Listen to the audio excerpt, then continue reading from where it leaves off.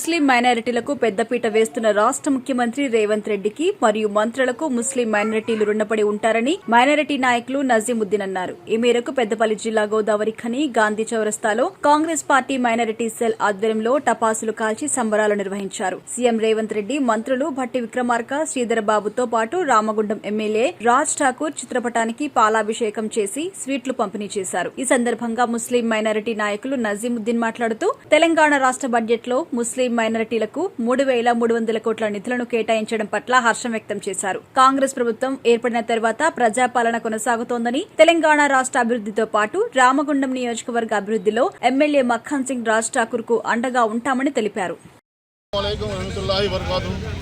तेलंगाना के जो सीएम साहब रेवंत रेड्डी साहब माइनॉरिटी के लिए जो 3,300 करोड़ सैंक्शन करे हैं, उन लोगों का बहुत बहुत शुक्रिया. रेवंत रेड्डी साहब, भट्टी विक्रम साहब, श्रीधर बाबू साहब, हमारे राज ठाकुर एमएलए साहब, उन लोगों का सबका शुक्रिया अदा करो. यहाँ पे जितने लोग माइनॉरिटी के लोग हैं उन लोगों को शुक्रिया अदा करो, और ज़्यादा बोले तो कांग्रेस पार्टी की तरफ से भी लोगों को शुक्रिया अदा करो. గోదావరి ఖని పట్టణంలో చౌరస్తాలో మేమందరం మైనార్టీలు చాలా సంతోషంగా ఆనందంగా పాలాభిషేకం చేయడం జరిగింది.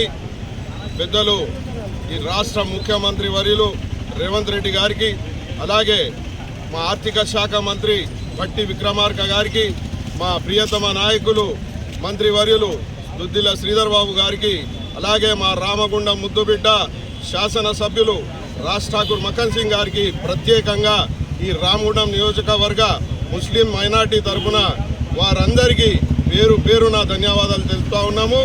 అలాగే వాళ్ళు మమ్మల్ని గుర్తించి ఏదైతే ఎన్నికల్లో వాగ్దానం చేసినారో మైనార్టీలకు ప్రత్యేకంగా మేము చూస్తాము, వాళ్లకు వాళ్ళ అభివృద్ధిలో మేము తోడ్పాటు చేస్తామని చెప్పి వాళ్ళు మాట ఇవ్వడం జరిగింది. అదే మాట మీద ప్రజాపాలన అంటే కాంగ్రెస్ ప్రభుత్వ పాలన అని నిరూపించిన రేవంత్ రెడ్డి గారికి ప్రత్యేక ధన్యవాదాలు.